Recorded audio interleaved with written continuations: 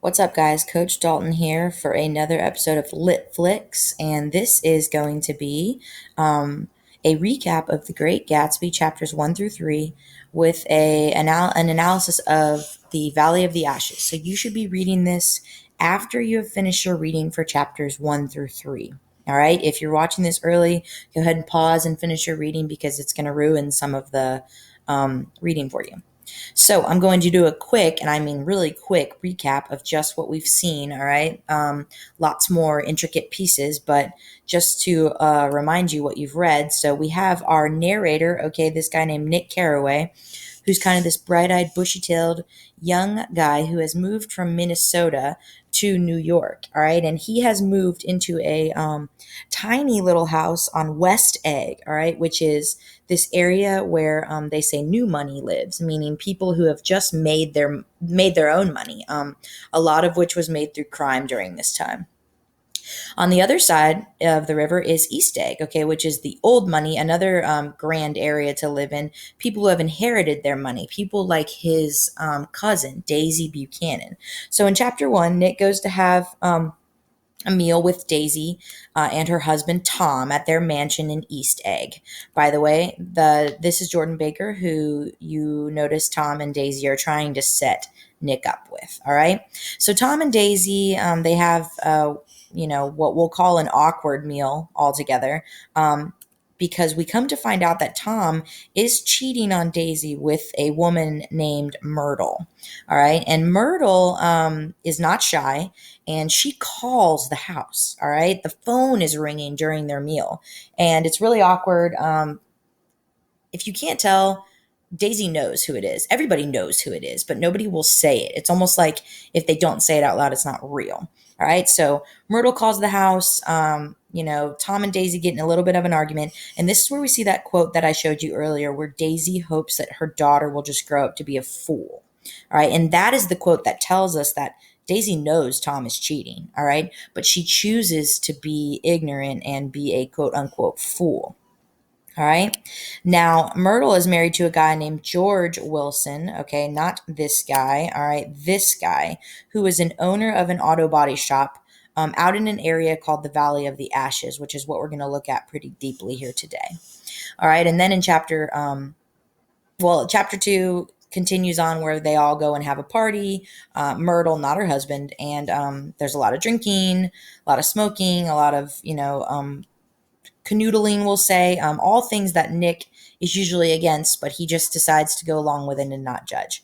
And then in chapter 3, Nick is invited to one of Gatsby's lavish parties, where he fraternizes with Jordan and meets Gatsby, who is still a pretty mysterious character to us.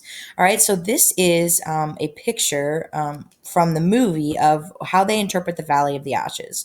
All right, and here's a quote from the book we're going to look at. It says, about halfway between West Egg and New York, the motor road, meaning like the railroad, joins the railroad and runs beside it for a quarter of a mile so as to shrink away from certain desolate area of land.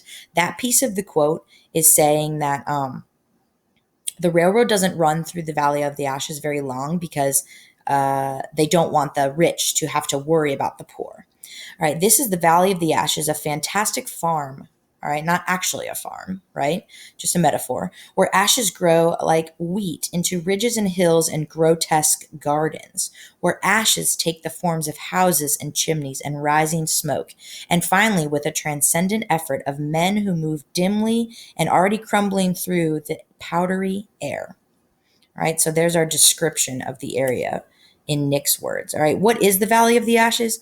Okay, it is literally a dumping ground for all of the industrial ashes. Okay, so this is the rise of the industrial age. All of the waste and trash from New York and East Egg and West Egg and the surrounding affluent areas is dumped here. Okay, and then figuratively, it is the dumping ground for people who have been cast out from society, who are poor, who are viewed as low. Okay, like George Wilson and his wife Myrtle, though Myrtle doesn't believe she belongs there. This area in the book, Fitzgerald wrote to represent the moral and social decay. Okay, so basically the rotting away of society and what people hold value in. Okay, everyone in East Egg and West Egg, they're so busy chasing after what they want, partying, drinking. They don't pay attention to the people in the valley. They have no business with those people. Their only focus is on themselves and their own pleasures, all right? This is kind of speaking to a theme that I'm going to talk about in just a second. And we see this specifically um, in a clip I'm going to show you with Tom and Myrtle's husband. So pay attention to this and think about some of the comments I just made on classism. Tom had invited me to town, apparently for lunch at the Yale Club, but the day took an unexpected turn. Come on. Come on, what do you mean? Trust me. What are we doing? Hey, what are we doing? John, what are you doing? John! Tom! Tom, hey, wait a second, would ya? Comedy, Dick! Comedy! Hello, Wilson. How's business? Yeah, I can't complain. You gonna show me that car? I've still got my man working on it. He works pretty slow, don't he? Maybe I better sell it somewhere else. Oh, no. I wasn't saying that. If it's business, you should be talking to me. Get some chairs, why don't you, so somebody can sit down. Sure. Yeah, let's talk business. Sure. I'll get the chairs. Myrtle, why don't you entertain? Hurry up. Yeah, Got it. Candy? No, thank you. No? Mrs. Wilson. Okay. Nick Carroll. Oh, All right, so you can almost really see how smug Tom is, right? Like hugging Myrtle behind George's back and thinking that he's getting away with it, already thinking that he's better than George. pleasure. Nick's the writer. Oh, That's in Bob's, actually. I want you to get on the next train. now? Yes. Can we get the door for the apartment? Whenever you want. Mr. Cat! I'm fine. Call your sisters back here. No. That's all right.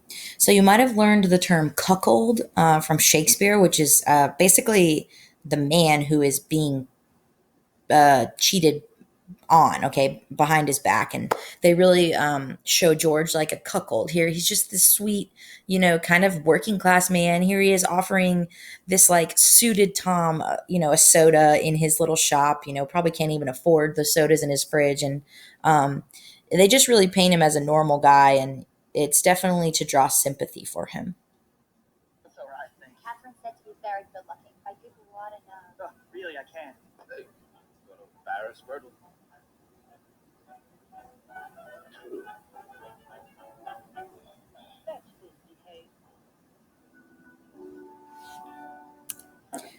All right, so in that clip, let's see if I can get it paused now. Apparently for We see some of the themes that I mentioned in episode 1, but I want you to continue following, okay? Which is the declining morality of the upper class. They are materialistic, they are vapid, they are wrapped up in their own lives. I mean, here's Tom essentially blowing up, George's marriage, and he definitely doesn't care.